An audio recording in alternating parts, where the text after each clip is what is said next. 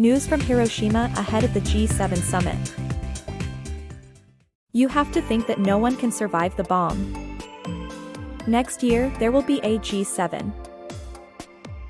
I think the spirit of Hiroshima can make these leaders think deep down in their hearts that nuclear weapons are absolutely unnecessary and must not be used if you all put your wisdom together.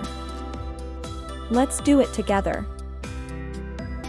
Last year, when the decision was made to hold the G7 summit in Hiroshima, Keiko Ogura, an atomic bomb survivor, made a strong appeal for the summit. Ms. Ogura was exposed to the nuclear bomb at the age of 8 in her Higashi ward home in Hiroshima. These photographs were taken after the bombing in the Ushitacho area, where Mrs. Ogura lived. All her family members were saved, but she will never forget what she saw. This image was drawn based on what Ms. Ogura saw at a nearby shrine. At that time, his father continued to take the bodies of the deceased to a nearby park for cremation. Mrs. Ogura says, "The crematorium was near our house. And the smoke from the cremations came to our house every day. And the smell was terrible. Many people suffered and died without sleep and with unbearable pain. The smell of death did not disappear until the end of the year." Mrs. Ogura said with tears in her eyes. "This is where it all started. The smoke seeped into me. When I come here now, I remember the tragic circumstances under which people died, and I also remember my father. I wonder what hard work it must have been. There are so many phases of the war. I think of his many difficulties, even though he was not in the war. When I come here, I feel my father." Traumatized and worried about being discriminated against, she never talked about her A-bomb experience, even after she married at the age of 25 and became a housewife. However, a turning point came. Her husband, who spoke fluent English and had been involved in the peace administration as the mayor's interpreter and director of the Peace Memorial Museum, died suddenly when Ogura was 42. Unexpectedly, she received opportunities to serve as an interpreter for atomic bomb survivors in place of her late husband. It was then that a foreigner asked her to share her experience with the nuclear bomb. They asked her, "Keiko, why don't you tell us your story directly? That way, we wouldn't waste time translating and would be able to hear what we need to hear and convey even the nuances of this invisible suffering."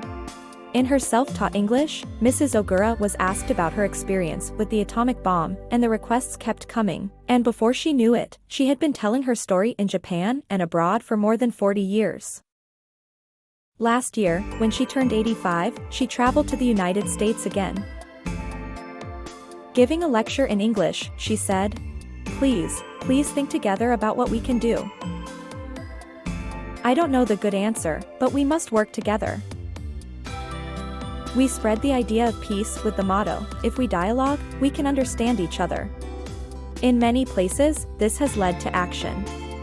She feels the importance of the G7 Hiroshima summit because of her experience of telling foreigners about it, at the rate of 2,000 people a year. The summit is a meeting of people who have nuclear weapons.